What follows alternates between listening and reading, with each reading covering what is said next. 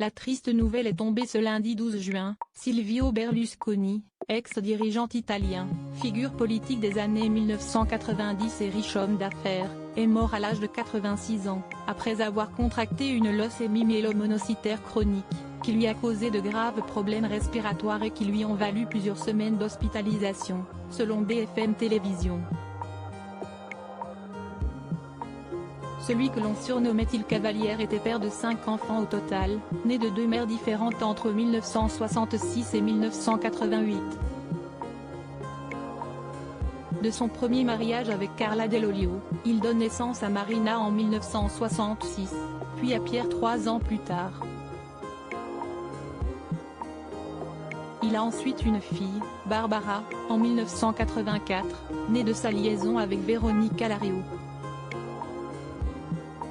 Après avoir reconnu l'enfant, Silvio et Carla divorcent et il officialise sa relation avec sa maîtresse, qui lui donne 2 autres enfants, Eleonora, née en 1986 et Luigi, né en 1988. S'il se marie avec Veronica Lario 2 ans après la naissance de leur petit dernier, le couple ne tient pas.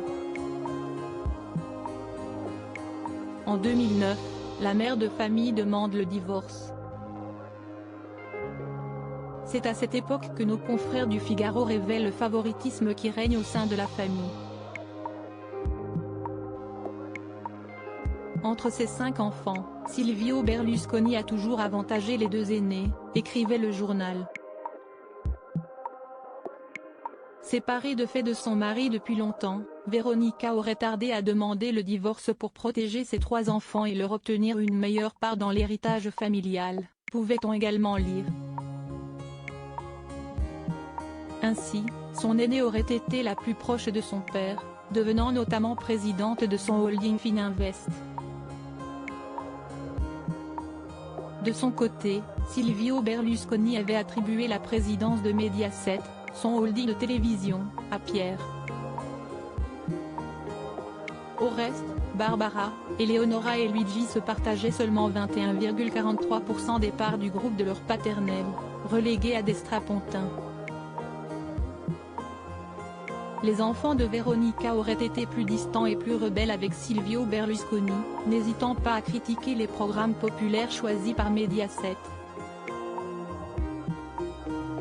Ils partagent les idées de leur mère sur l'euthanasie ou le mariage homosexuel, idées diamétralement opposées à celles de leur père, ajoutait le Figaro.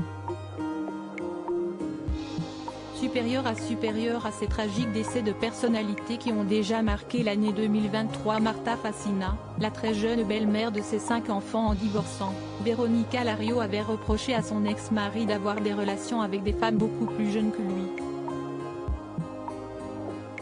Il faut dire que l'écart d'âge avec sa dernière compagne avait de quoi donner raison à son ex-femme.